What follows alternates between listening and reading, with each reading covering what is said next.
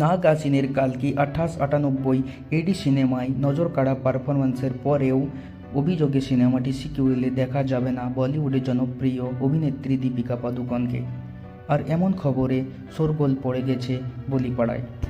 ভারতীয় সংবাদ ইন্ডিয়া টুডের এক প্রতিবেদনে বলা হয়েছে, নির্মাতাদের দাবি দীপিকা পাদুকোনের সময় ও দায়িত্ববাদার অভাব থাকায় তাকে এই সিনেমা থেকে বাদ দেওয়া হয়েছে।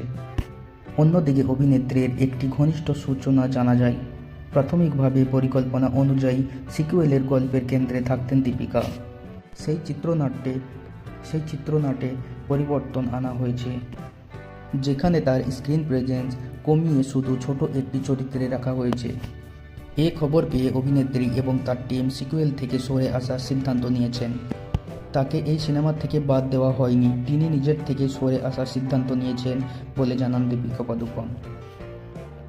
বি টাউনে এমন গুঞ্জনের মাঝেই শনিবার 20 সেপ্টেম্বর সামাজিক যোগাযোগ মাধ্যমে একটি ছবি পোস্ট করে দীপিকা পাদুকোন ঘোষণা করলেন তাকে দেখা যাবে শাহরুখ খানের পরবর্তী সিনেমা কিংয়ে।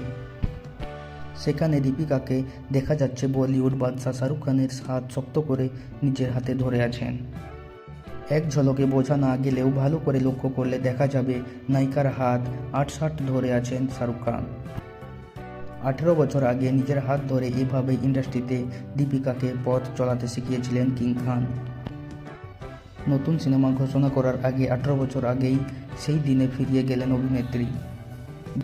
বিশেষ ছবি শেয়ার করে নিয়ে দীপিকা পাদুকোন লিখেছেন, প্রায় 18 বছর আগে ওম শান্তি ওম তৈরির সময় ওর থেকে প্রথম যে শিক্ষা পেয়েছিলাম তা হলো একটি ছবি তৈরি করার অভিজ্ঞতা, এবং যাদের সঙ্গে এই সিনেমা তৈরি হচ্ছে তা সব সময় সাফল্যের দিকে অনেক বেশি। অনুরাগীরা তার বক্তব্যে কটাক্ষের অভ্যাস ধরতে পেয়েছেন বলে জানান। শুধু এখানেই শেষ নয়, দীপিকা আরও লিখেছেন, এই শিক্ষার সঙ্গে আমি সহমত এবং এ কথা প্রত্যেক সিদ্ধান্ত নেওয়ার সময় মাথায় রাখি, কারণেই কি আমরা একসঙ্গে ষষ্ঠ সিনেমা নিয়ে ফিরছি।